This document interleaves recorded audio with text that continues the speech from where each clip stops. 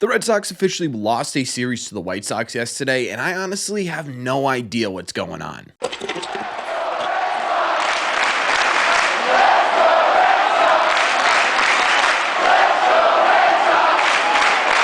What is going on, everybody? Welcome back to Red Sea Radio. My name is Corbin, and thank you very much for clicking on this video. Look, normally on this channel, we wait until a series is over to recap the whole thing, right? Talk about every little detail and how it impacts 2025.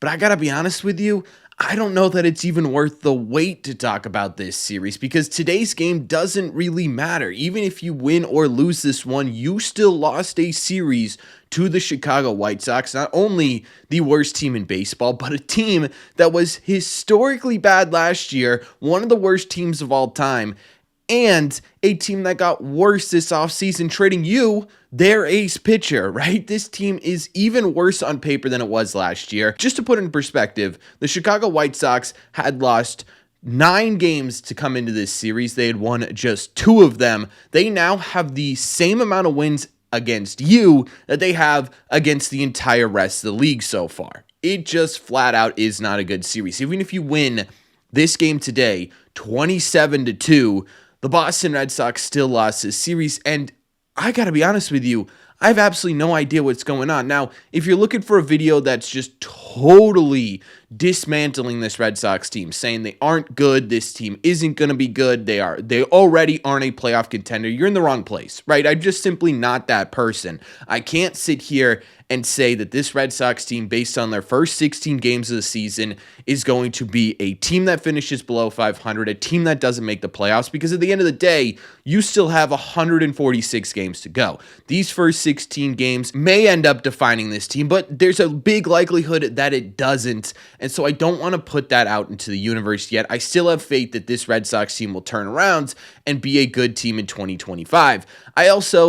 If you're going to talk about playoffs in April, I think you're kind of over-exaggerating a little bit, right? Because even if you want to talk playoff picture right now, the Red Sox are 2 games out of first place in their division, even with a record of 7-9, right? It's impossible to talk about whether or not this team is going to be a postseason team, and I still believe in this team, and I still think they're a talented baseball team, but right now, it is just flat out impossible to ignore the issues that the Red Sox currently have on the field.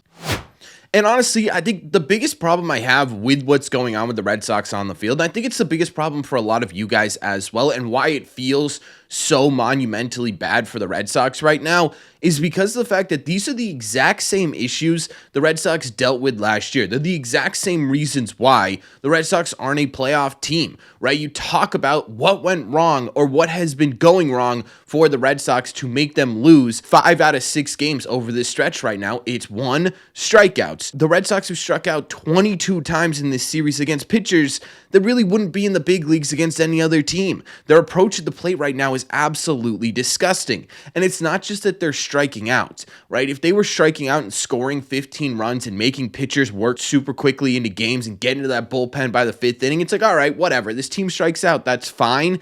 It's everything combined, right? It's the fact that these at-bats are extremely minimal. I mean, the first game of the series, Davis Martin, who I'd never heard of before, I'm sure you guys had never heard of before, ended up going 6 innings against you, throwing only 89 pitches. That's an average of 14 pitches thrown per inning. Even when guys were getting on base, it was about 14 pitches per inning. They did a better job against Martin Perez yesterday, making him throw 91 pitches in 4 2/3 innings, which is about 20 pitches per innings here. But then you get to a White Sox bullpen that is universally considered one of the worst bullpens in Major League Baseball, and you struck out 6 times in 4 innings.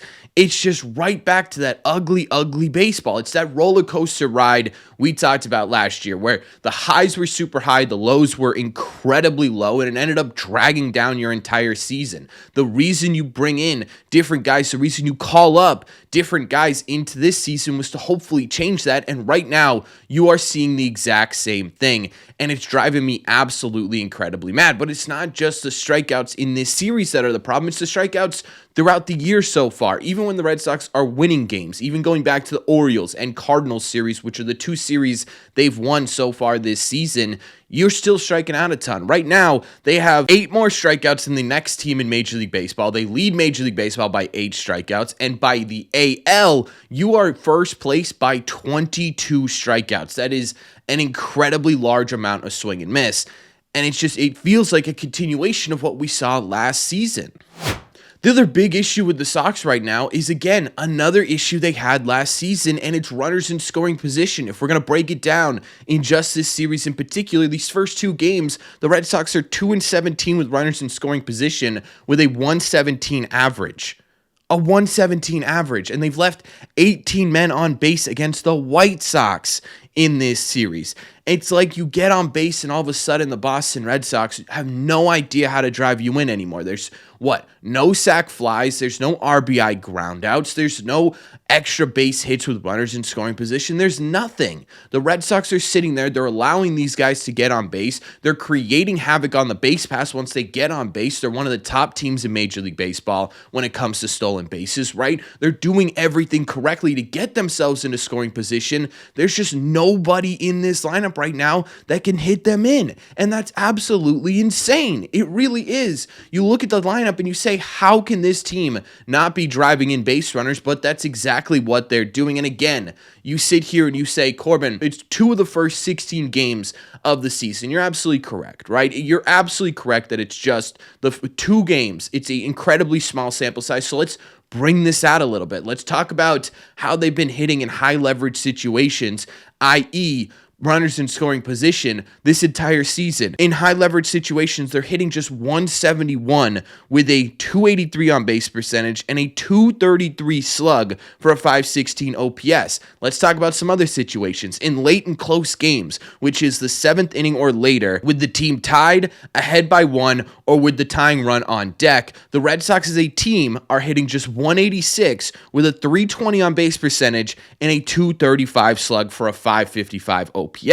The biggest problem there is that power potential, right? You look at those slugging numbers in legitimate high leverage situations. You're talking a 233 slug or a 235 slug. That's not even an acceptable batting average, not to mention a slugging percentage. That's ridiculous. The Red Sox just aren't hitting for power right now, and maybe that's because they're playing in cold weather situations, and maybe those power numbers come up as we get further along through the year. In fact, I would almost guarantee those power numbers come up, but for right now, it's absolutely miserable to sit through. The Boston Red Sox haven't hit a home run in 6 games. Their last home run came in the St. Louis series, right? That's a whole lot of time for this lineup to just be dead silent. And it's not just the big guys, it's not just the small guys, it's everybody. And I think my biggest problem with the offense right now is I have no idea what's going on. And honestly, I don't think any of you guys have any idea what's going on. You could sit there and you could make guesses, right? Is it the manager? Is it the coach? Is it the player themselves? Is it the weather? Is it the schedule?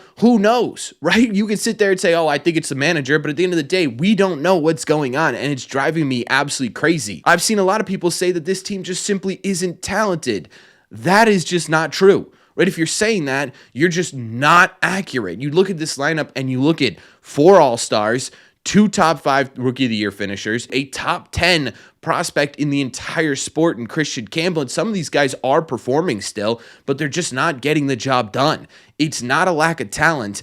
To me, it's a lack of adjustments. Right? This team, it feels like, has the same approach whether they're winning or they're losing. They have the same approach whether they're doing well or doing poorly. And consistency is great, but if mostly failing and not succeeding, maybe it's time to switch things up a little bit, right? Maybe it's time to make some adjustments. It feels like we are watching the same at-bats day in and day out with no real adjustments being made. And I think, to me, that's the biggest problem. But again, I have no idea. It feels like, what's the definition of crazy, right? It's doing the same thing over and over again and expecting different results. And right now, that's exactly how this Red Sox offense looks. But it's not just the offense that's been a problem so far.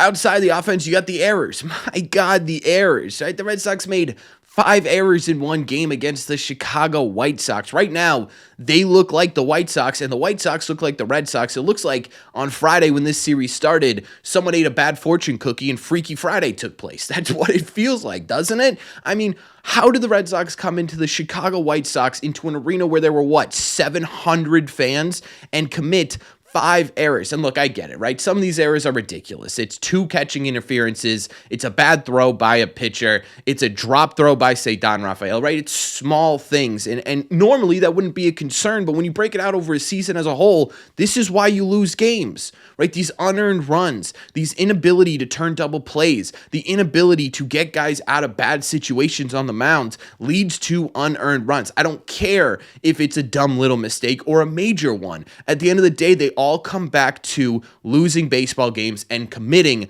to a losing record, and that's exactly what we're seeing with these errors in this series. The pitching has had issues the entire series. The bullpen has looked a little bit worse than they've looked the entire year in this one. I don't know what's going on with Sean Newcomb. He didn't deserve the entire stat line, but at the same time, he did deserve the entire stat line, right? He wasn't even getting any swing and miss against the Chicago White Sox. Sean Newcomb wasn't blowing anything by any of these guys. You lost Richard Fitz in this series. I don't know what you're going to do with the starting pitching going forward. Do you bring up Hunter Dobbins? Do you bring up Brian Bayo early? I don't know. Right? I have no idea what the answer is to this problem with the pitching. I sit here and yes, it feels like I'm overreacting, doesn't it? It feels like I'm sitting here off of 2 games and it feels like the sky is falling down. And again, I don't want to sit here and say that this is what this team is going to look like for the entire year, because I don't think this is what this team is going to look like for the entire year. I still have faith that this is going to be a good baseball team. But it's hard, it's impossible to ignore what is going on the field right now and what this Red Sox team is doing. They are totally lost right now in almost every aspect of the game, and it's driving me absolutely crazy. At the end of the day, someone needs to do something, right? You need a spark plug, you need an answer, you need a solution. And again, I don't know what that solution is. Is it a changeup of the lineup? Is it a changeup of the personnel? Is it a changeup of attitudes? Is it a mental thing with the Red Sox? We don't know, right? We can make our opinions, but we have absolutely no idea. And I think that's what makes me the most crazy about what the Red Sox are doing right now. Again, if they win 27-2 today, obviously things are going to start to feel a little bit better, and we'll talk about that on Monday if they do come out and win something crazy like that. But even if they win today, it still feels like the Red Sox are in a bad place. The good news is with all of this is that it's still incredibly early, right? You go back to what I said at the beginning of this video. This isn't the Red Sox suck and the season is over type content. It just isn't, right? You're 2 games out of first place in this division. You're certainly still have all of the tools and capabilities to be a legitimate baseball team, but we need to start seeing those tools and capabilities start to play on the field. You can't keep doing this, and you certainly can't keep having stretches where you're a really good team and a really bad team, because at the end of the day, what does that even out to? A dead even, average, middle of the road, offense, defense, pitching that puts you exactly where you were last season, which is 81-81, right? That's why the Red Sox finished at 500, because they had these incredible highs and they had these incredible lows and ended up just even out to dead even. You need to have more highs than you do lows, or at the bare minimum, you need to have lows that aren't as low as what you're seeing on the field right now. Changes need to be made, adjustments need to be made, and right now we're just not seeing it. But you have 146 games. 146 games. If this was July and they were negative in terms of their standings in July, we'd have a much bigger issue. But the good news is it's April. It's not even late April yet. Plenty of time to make these adjustments. Plenty of time to pick yourselves up, dust yourselves off, and get yourselves right. It just needs to start right now, or I think I'm either going to lose my hair, it's going to go gray, or both, right?